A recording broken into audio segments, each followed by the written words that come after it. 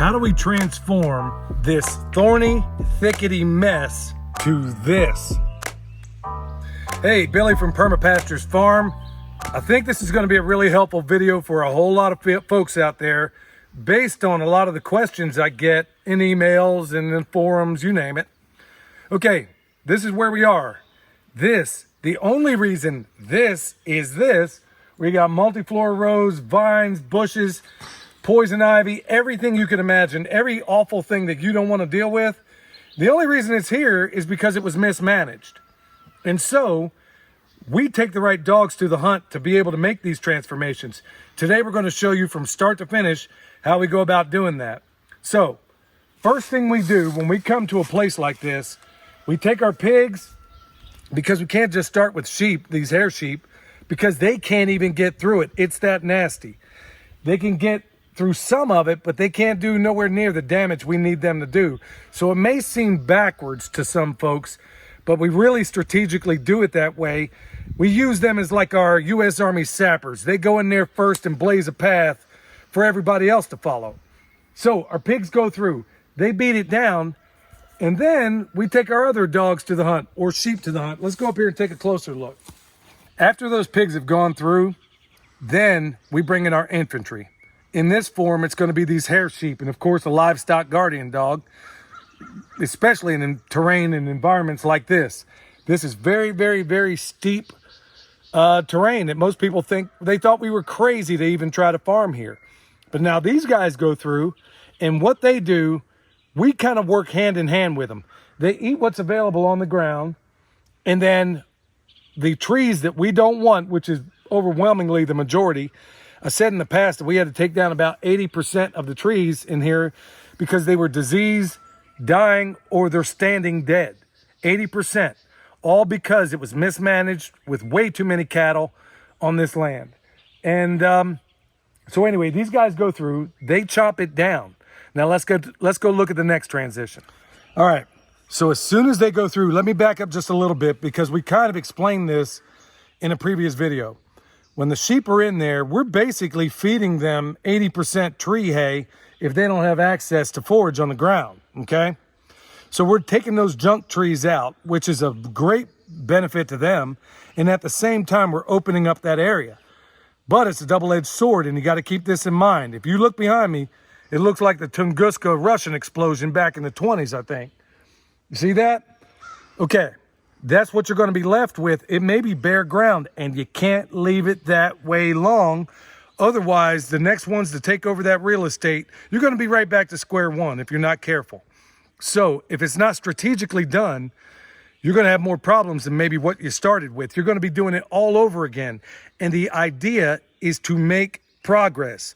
So in this particular case, given this time of year, the dogs I'm going to bring to the hunt are two things that I always use when it gets about this time of year. It's going to be buckwheat and cowpea. And we're going to hit that with some mycorrhizal fungal inoculant on the seeds before we put that in for a whole variety of reasons that we'll explain in the future. Now, here's the cool thing about using those two, is they will outcompete the unfriendly weed regimes that will almost certainly pop up if we don't intervene in some kind of way. Now, is that always necessary? No, but I guarantee you all these bare spots that you see right now will be covered. You will not see this ground here before too long. Don't worry, we'll take you for the ride on that. So as soon as that buckwheat and cowpea does its job, because we need structure in the soil, we got compaction problems, it's highly bacterial. We need to change that, and the first dogs we bring will be the buckwheat and cowpea. Let's talk about the next transition. This is what we did last year. This was absolutely bare ground, what you see behind me right now. We came in with the buckwheat and the cowpea, planted it heavily, and then later on, chopped and dropped it, okay? Meaning that I'm basically, now I could run the pigs back through one more time, let them work it over, but you got to do that very strategically, and you can't leave them there long. But we chose to chop and drop it, leave it right there. Well, what comes back in its place? A lot of the grasses you see, now it's not totally recovered. There are a few weeds in here, but for the most part, everywhere where there's a thorny, thickety, awful mess, this is the first transition after that. We chop and drop it, because honestly, this wasn't here. We got some weeds over here. We got some things we do want. But honestly, we're getting grass that we can use for other things. Now let's talk about the next transition. You don't necessarily have to wait for the grass to come back. You can actually let the buckwheat and cowpea do their thing, chop and drop it, and then you come in with trees like this. Needs a little bit of work, but you get the point. While we put in that tree, remember, we don't do anything in isolation.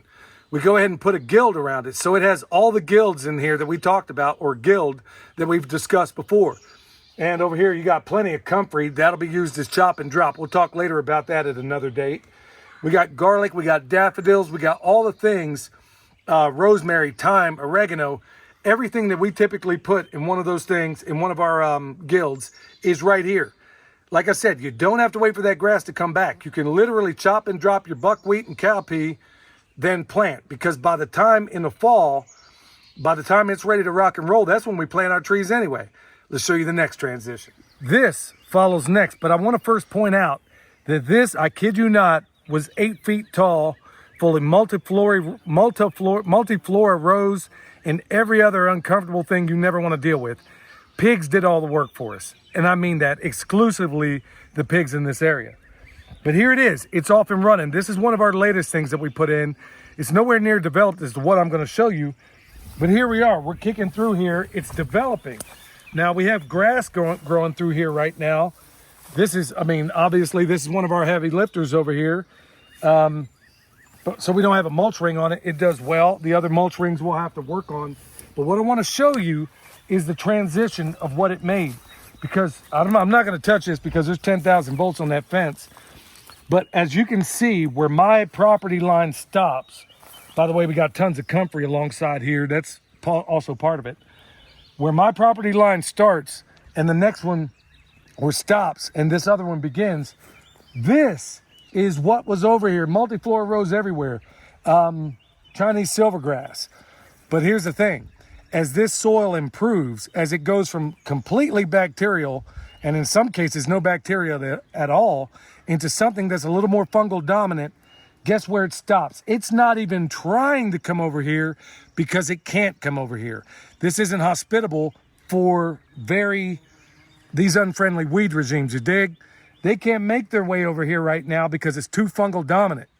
This is what's happening, okay? And we're going to find ways to bring this dog to the hunt even better in the future.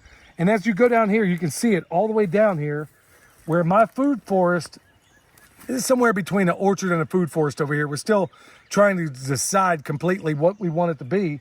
But right now, it's more of a food forest than it is an orchard right now.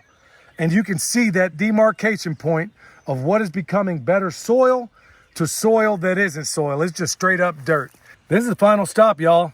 And everything that I just showed you a moment ago, this is exactly how it began. Multiflora rose plumb up to the top. This is 3 years in, and well, not quite 3 years in, but as you can see, I mean, our ground cover, strawberries, it's almost like a weed because it's that productive down here. Just put in the right things and it's off and running. Blueberries, we got green on green, you know, we got blueberries, comfrey, oregano, thyme, you name it, all through here. And this is our orchard. It basically flanks each side of the road, okay? And then we make that transition from an orchard over to a food forest. Now the orchard will have a little bit of interaction from us in the form of pruning and maybe adding a few things. But this is basically the demarcation point where it goes from an orchard to a food forest. Every single bit of this looked exactly the way I showed you just 3 years ago. It's still growing, and now it's to the point where it's literally off and running, practically on autopilot, producing more strawberries than we could even hope to eat, producing more blueberries, at least this year, than we're gonna know what to do with. Oh, believe me, I know what to do with some blueberries. But the point is, one of the chief questions I get more than anything, and it's almost people that feel as if they're in despair saying, good night, I have this land, or I have a little bit of land, I'm dealing with this thorny, thickety mess. How do I do it? How do I start? Look, y'all, this is a war you don't win in miles. You win it in inches. And I'm here to tell you, it doesn't happen overnight. But if you do the right things, you gain a little bit of ground. Later on, you gain a little bit more. It helps. It really helps if you have animals that you can work with, where you just work within the perimeter of where your animals are at that time. You bring it down to the ground, let them eat it, let them do what they do. Once they're done, you move them out, you move to the next place. Plant your buckwheat and cowpea, chop and drop it. You get it. Exactly how we've done it and how we keep doing it. All right, y'all. Hopefully this has been a blessing to you. You need the world's best deer repellent bone sauce. We got it at the website. Also Comfrey, which you see all throughout this place. Got that at the website too. And then a number of other things. EMP shield, anything else you might need, it's down below. All right, y'all. Thank you so much for your support. Till next time, this is Billy from Perma Pastures Farm, where permaculture is my passion. We'll see you next time.